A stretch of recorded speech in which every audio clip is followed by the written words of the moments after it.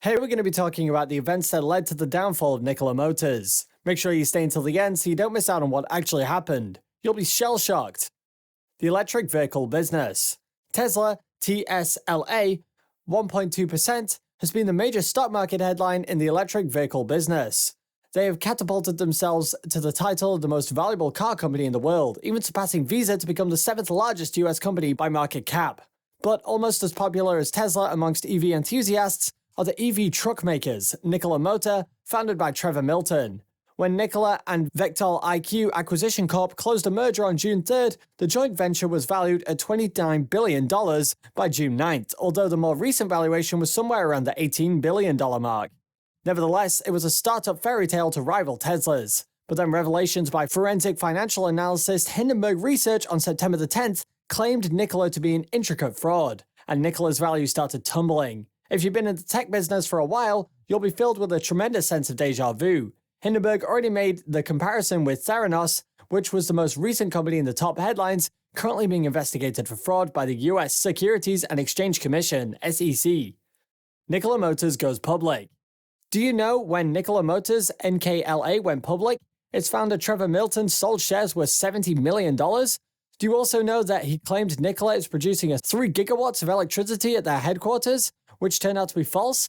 Do you know that Nikola misled investors by showing a video of a Nikola truck cruising on the highway, but in reality, it was not fueled by power, but only by going downhill? Nikola fired back at a scathing report by an analyst with a short position in the company's stock that accused it of being an intricate fraud, denying its findings and retaining a high-profile law firm for possible legal response. Yet Nikola shares plummeted further on Friday. The hydrogen truck maker stated that it has nothing to hide and refuted the allegations. Nikola also hired Kirkland & Ellis LLP, a law firm that often works with automakers, to evaluate potential legal recourse, including with respects to the activist, short seller, and any other acting in concert. Nikola's core business is the manufacture of semi-trucks powered by hydrogen fuel cells and batteries, and they also run on a network of fueling stations. The hydrogen required is to be produced by Nikola, relying mainly on electrolysis to extract the element from the water using renewable electricity. The company has already received 14,000 orders for emission-free trucks from the top clients like beer maker Anheuser-Busch, with plans to begin delivering hydrogen models by 2023. They have also partnered with Iveco in Europe to sell battery-powered trucks, and the construction of their plant in Arizona is underway to produce its Nikola 1, 2, and 3 models. Nikola is currently in murky waters after a report from Hindenburg Research made several allegations exposing fraud committed by Nikola and its founder Trevor Milton, including several claims corroborated in previous reports from Electrek and Bloomberg. Nikola's founder and executive chairman Trevor Milton had no choice but to step down from his position after the report came out, and the company is now starting to feel a lot of pressure from all sides. Milton still owns about 20% of Nikola's shares, worth around $2 billion.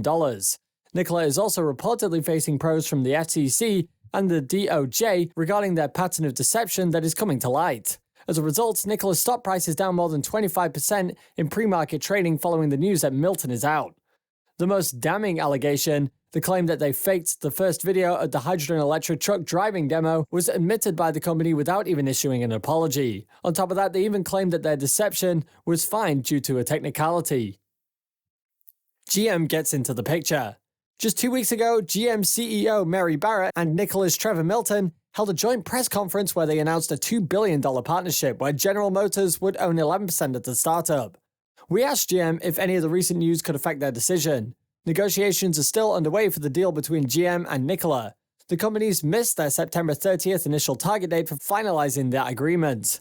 Nikola's share price has been battered by the fraud allegations, with shares of Nikola down 53% since the partnership was announced, as of Thursday. CNBC's Phil LeBeau reported on September 30th that General Motors might take a bigger stake in Nikola, given that Nikola's share price has dropped so far since the deal was announced. General Motors' proposed 11% stake was worth about $2 billion when the deal was penned. Now it's worth less than half that much. Our transaction with Nikola has not closed, a GM rep said on September 29th, according to Reuters. We are continuing our discussions with Nikola and will provide further updates when appropriate or required. Electrek's take. The official story is that Milton was asked to be removed.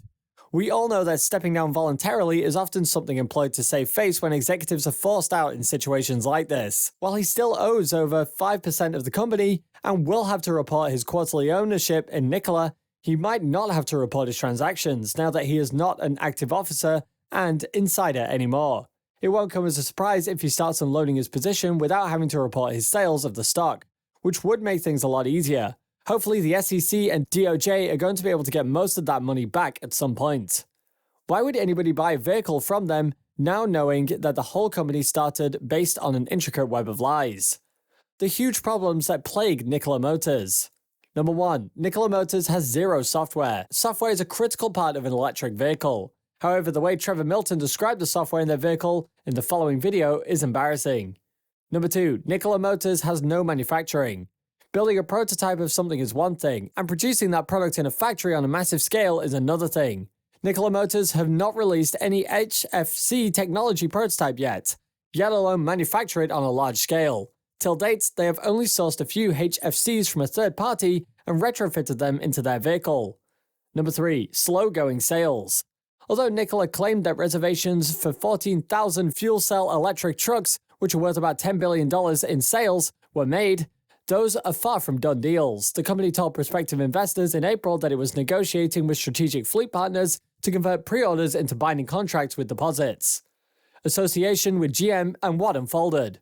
For Nikola, a contract with America's largest original equipment manufacturer by sales boosted credibility, as per Wedbush analysis and its share prices. Following the announcement, Nikola stock price jumped 53%. Markets Insider previously reported. For GM, the deal was supposed to pay for itself.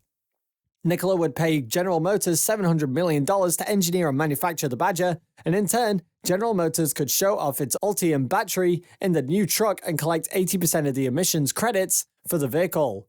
As part of the deal, General Motors would also be the executive provider of fuel cells for Nikola's semi-trucks, excluding Europe. 2 days later, Hindenburg Research released an explosive report. Nikola, how to parlay an ocean of lies into a partnership with the largest auto OEM in America. Hindenburg Research announced that it gathered extensive evidence that indicated Nikola is an intricate fraud built on dozens of lies that were spun over the course of its founder and executive chairman Trevor Milton's career on September 10th. The firm has a short position on Nikola, which means that it stands to profit if Nikola's share prices goes down. The report said that Nikola made false or misleading claims about having proprietary battery technology, natural gas wells, solar panels, and hydrogen production capabilities. The report also exposed that Milton's claim that Nikola designed key components of its vehicles in-house, even though the technology was actually licensed and bought from third parties. In addition, Hindenburg Research said that the Nikola representations of its semi-truck, the Nikola One, were a total farce. During one event, the electric vehicle company claimed that the truck's electric systems worked, but Hindenburg's report said that there was an electrical cable under the stage secretly powering the truck. Whether Nikola Motor will take place in this pantheon of shame is still debatable to a certain extent. The Hindenburg Research claims seem conclusive and damning when you first read them, until you get to the end and see which way their interests lie.